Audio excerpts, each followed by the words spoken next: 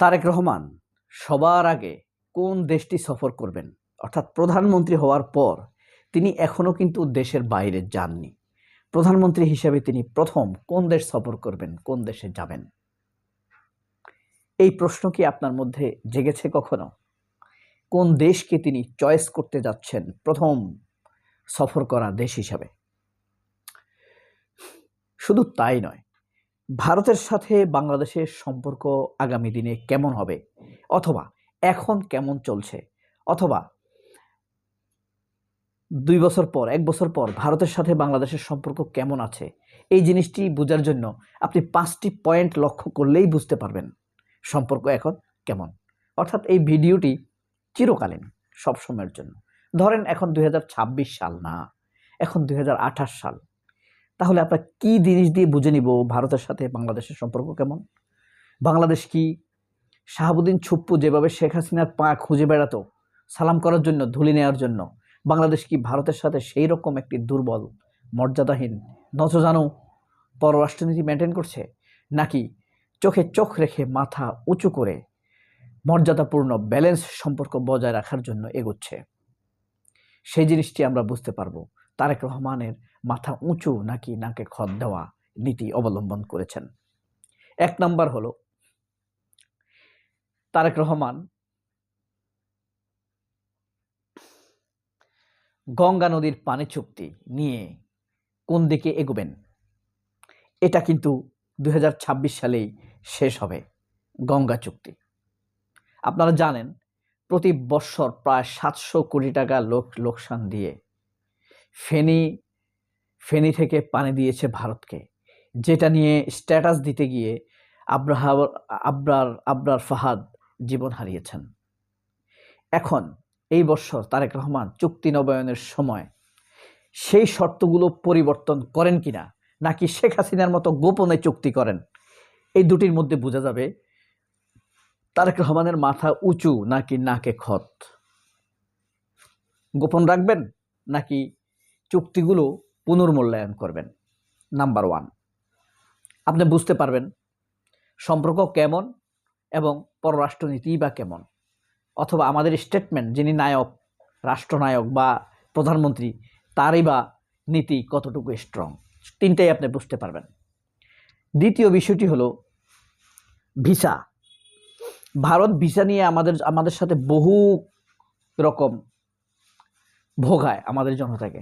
আচ্ছা, এই দেশের মানুষ ভারতে যায় করুণা নিতে যায়, চাকরি করতে যায় না, বিজনেসের জন্য যায়, এটা সেটা কিনতে যায়। আমাদের ক্রেতারা, উদ্যোক্তারা যদি না যায় ওখানে, ওদের ব্যবসা বাণিজ্যের অবস্থা খারাপ হয়ে যায়। অনেক ক্ষেত্রে চিকিৎসা নিতে যায়, যেটা এখন অনেকটা কমে গিয়েছে। এই ভিসা নীতিতে ভারত কোনো পরিবর্তন এনেছে কিনা তার ভিত্তির উপর নির্ভর করবে ভারত বাংলাদেশের ব্যাপারে তার নীতি পরিবর্তন করেছে কিনা, সাময়িক নীতি। 3 নম্বর, ভারতের ক্রিকেট দল বাংলাদেশে নেক্সট টুর্নামেন্ট খেলতে আসবে কি না, এটার উপরে নির্ভর করবে তারেক রহমানের গ্রিন সিগন্যাল আছে কিনা। তারেক রহমান যদি গ্রিন সিগন্যাল দিয়ে থাকে তাহলে তারা আসবে। 4 নাম্বার,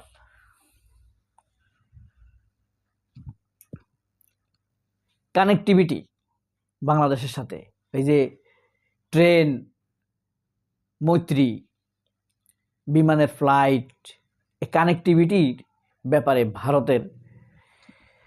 ভারত কতটা মর্যাদাপূর্ণ সিদ্ধান্ত নেয় বাংলাদেশের ব্যাপারে, সেটি একটি দেখার গুরুত্বপূর্ণ বিষয়। এরপর হইল তারেক রহমান সবার আগে কোন দেশ সফর করবেন। তিনি কি ভারত সফর করবেন সবার আগে? 2024 সালের 7 জানুয়ারি যে ইলেকশন হয়েছিল আমিডামি, সেই ইলেকশনের পর শেখ হাসিনা সবার আগে কোন দেশ সফর করেছিল? ভারত। 2018 সালে রাতের ইলেকশন করার পর শেখ হাসিনা কোন দেশ সফর করেছিল? ভারত। আমেরিকাও দাওয়াত দেয়নি। এরপরে দ্বিতীয় দেশ করেছিল রাশিয়া। রাশিয়া অবিশ্বস্ত মৈত্রী, সে তার বন্ধুদেরকে রক্ষা করে না।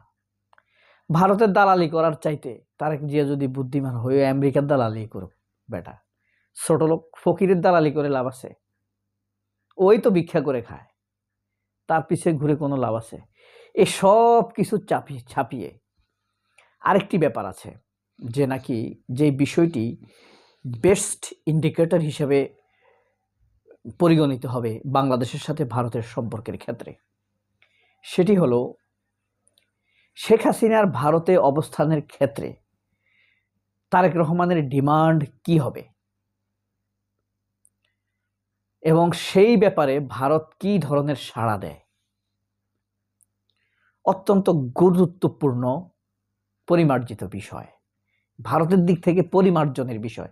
এটা কি তারা আগের নীতি পরিমার্জন করবে কিনা, শেখ হাসিনাকে আইনের হাতে সোপর্দ করবে কিনা, তার আগে শেখ হাসিনাকে আইনগতভাবে চুপ থাকতে নির্দেশ দিবে কিনা, শেখ হাসিনার সন্ত্রাসী দল আওয়ামী লীগকে তারা পুনর্গঠনের ব্যাপারে কোনো রকম ইন্ধন অশান্তি তৈরি করবে কিনা বাংলাদেশে, এই ব্যাপারটা একটি অত্যন্ত গুরুত্বপূর্ণ বিষয়। এরপরে বাংলাদেশ থেকে যে হাজার হাজার কোটি ডলার, বিলিয়ন বিলিয়ন ডলার পাচার করেছে এরা, এই পাচারের টাকা আনার ক্ষেত্রে ভারত কতটা বাধা দেয়, বাংলাদেশ ব্যাংকের গভর্নর হাসান এইচ মনসুরের মতো উদ্যোগ নিতে পারে কিনা, এতে বোঝা যাবে তারেক রহমান কি নীতি অবলম্বন করছে, ভারত আমাদের ব্যাপারে কোন ধরনের দৃষ্টিভঙ্গি রাখছে।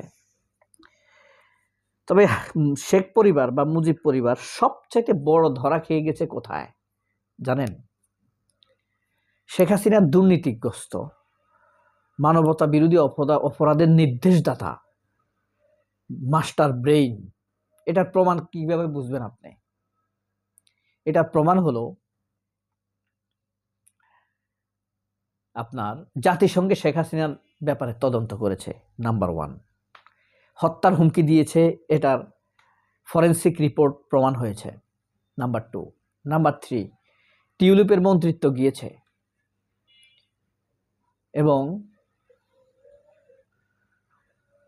শেখ হাসিনার ভূমিমন্ত্রী সাইফুজ্জামানের 518টা বাড়ি, অনেকে তো 1000 বলে, এইসব অর্থ ফিরিয়ে আনার ক্ষেত্রে বাংলাদেশ ব্যাংকের গভর্নরের উদ্যোগ কি, এটা আমাদেরকে একটা সিগন্যাল দিবে আসলে তারেক রহমানের নীতিটা কি, বাংলাদেশের ব্যাপারে বা ভারতের নীতি কি।